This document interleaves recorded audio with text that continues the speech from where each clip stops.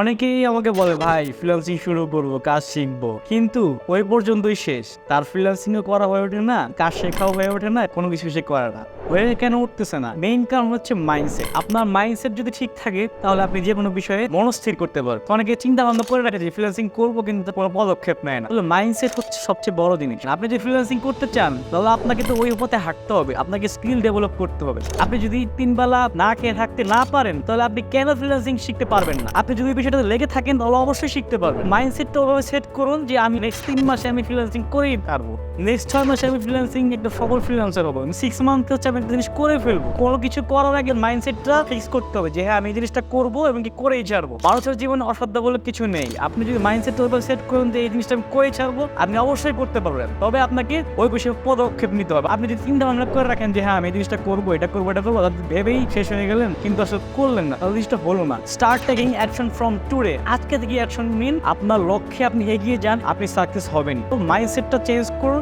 আপনার যে mission and vision এবং আপনার যে ড্রিমস আছে ড্রিমসকে চেঞ্জ করুন, সাকসেস অবশ্যই চলে আসবে।